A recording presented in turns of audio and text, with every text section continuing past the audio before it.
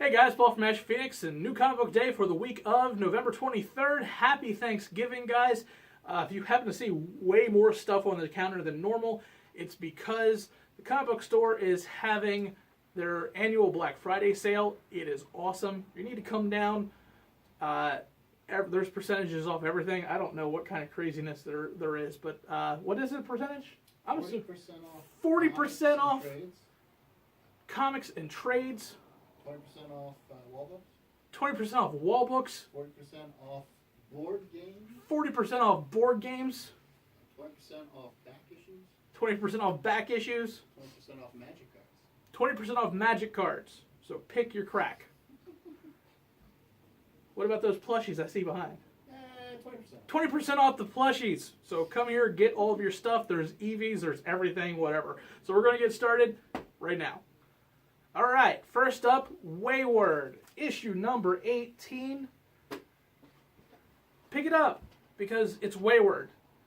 And yeah, I'm always going to be that guy. I love Jim Zub. The art in this is beautiful. We are still dealing with the after effects of the battle where Rory and Ayane and her father are in Ireland. And now we are starting to deal with a lot more of the mythos that's coming in Ireland. So your essays at the end are more about the Irish culture and the Irish mythos. Definitely pick this one up. It is one of my favorite series of all time, as Tim will groan and tell you. That's the weirdest groan ever. I'm reading. Yeah, okay, whatever. He knows that at least once a week I mention Wayward to somebody to bring it up. This is my book. This is my favorite series that we read. But it's actually pretty good. It's warranted. It's actually a good series. The care that they take bringing together the Japanese mythos and now the Irish mythos is really just beautifully done. And there's a reverence to it that a lot of comics don't really have with it. So I highly suggest picking this one up. Hey guys, Lexii Lux here with Ashen Phoenix, and I'm going to talk to you first about Teenage Mutant Ninja Turtles issue 64.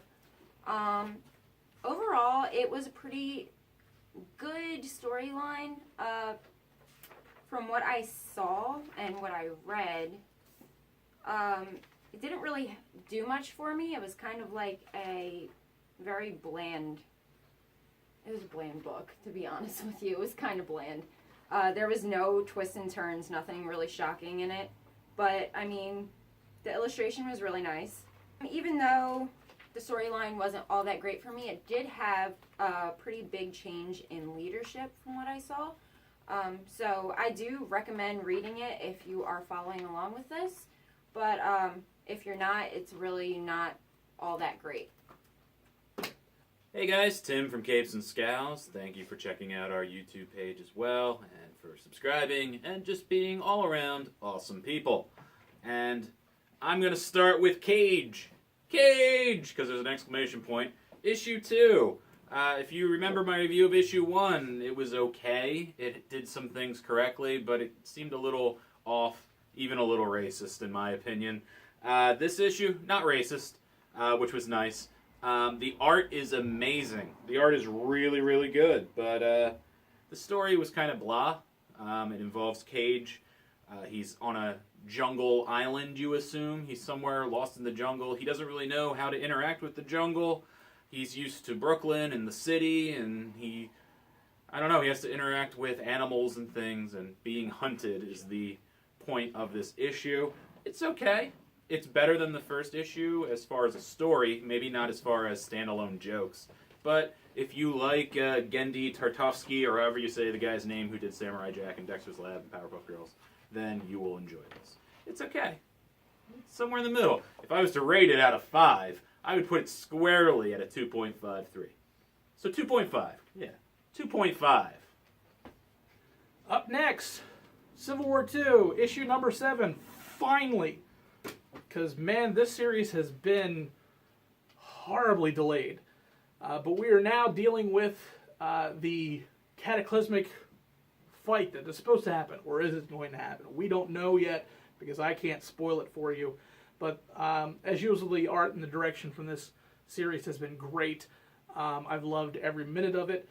There's a twist. There's a big twist that has happened in this issue that I really didn't see coming, and I've been reading like everything, so I was kind of had an idea how this book was going to end, and now I don't, or at least I don't know how it's going to come to an end and wrap everything up. People have been watching our series for the last couple of weeks have realized that a lot of the number ones that we've been reading have kind of spoiled the ending of how Civil War will ultimately end, and that's a shame, but this series still does have enough to surprise you, and there's definitely a reason to keep on reading it. So I suggest picking this one up. All right, and second we have Teen Titans issue number 2. This one actually was pretty well written. I actually really enjoyed the illustration. This was basically all about Damien's 13th birthday, and he had to make a pretty big decision based on who he really wanted to become in life. So I really do think that this should be picked up. This was a really, really good read, and I give it 5 out of 5, actually. All right, and I picked Rom, Space Knight, because I haven't read Rom since I was a wee lad. And Rom used to be a Marvel book, now it's an IDW book, and I did not like this book at all. I wondered if it was because I jumped in randomly, but I don't think that's what it is. There is an awkward storyline going on with a bunch of the IDW properties. The Transformers are in this, G.I. Joe is in this. It's really disjointed, terrible kind of story. It picks up at the end and gets a little better. There's a lot more action at the end, but I'd say half the book is just random talking, and not in a good way. It doesn't advance the plot. It's like, I don't trust robots. I don't trust robots either. Oh, but that guy's a giant robot, and it was pretty bad. I don't know, 1 point. It's 1 to 5 scale. This is a 1. I did not like it. Last up, Titans, issue number 5. I have been raving about Titans since it came back because I'm a huge fan of Brett Booth. This has been very well done. Anybody who likes the Teen Titans from the 80s and missed a lot of those characters like Nightwing and Wonder Girl and Arsenal, and it's just been such a great series. It's extremely well done. Loving this. Is going to be, I think this is the end of the arc, so we are seeing this pivotal battle between Wally and the Techno Mage Kadabra. So we're going to figure out what happens. It's leading up to a huge issue, so we're going to see what happens next time in 2 weeks, because Rebirth obviously is just taking a lot of money with every 2 weeks. But I can't say enough how much I love this series. I highly suggest picking this one up. All right, and lastly here I have The Flash issue 11. This book I absolutely loved. The illustration was absolutely phenomenal. They portrayed everything perfectly. Basically, this takes a really big turn with the shade. There's a very big twist at the end of this comic, and I absolutely loved it, and I freaked out when I found out about it, and I really think that this is a good read, and you should definitely go get it, because this has a lot of awesome illustrations and just beautiful. It's beautifully written. It's awesome. So get it. Get it. All right, guys, and my final book, Venom number 1. What? A new number 1 for Venom? Well, they've shaken up Venom quite a bit. You are introduced to a brand new character who is an Army Ranger war vet. He is disabled. He is missing a couple fingers.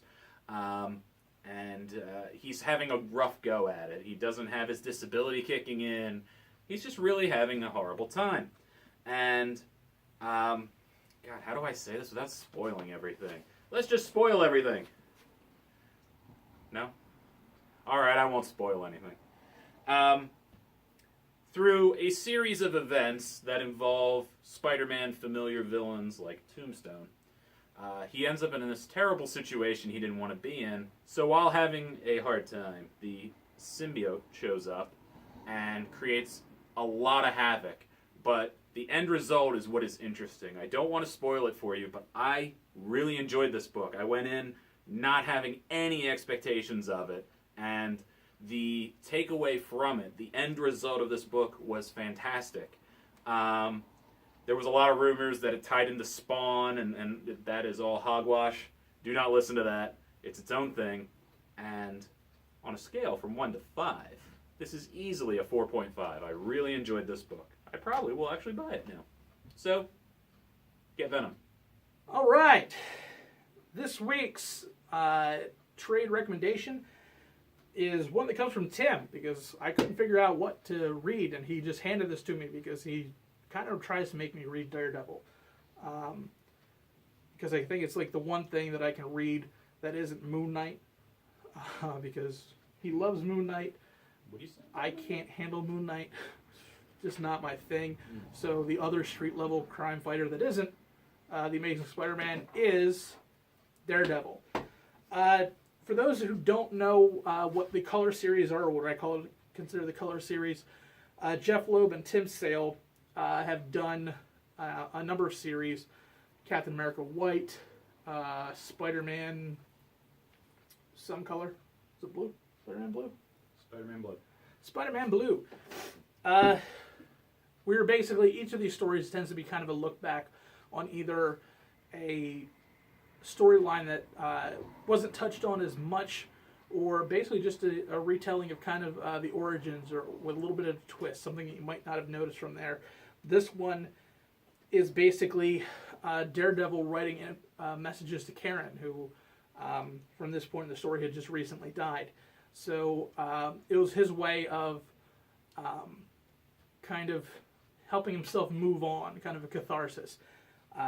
It was actually really good. I'm not a huge fan of the art because Tim Sale has a much older style, and he does a lot of watercolors, and I found out today that he's actually colorblind.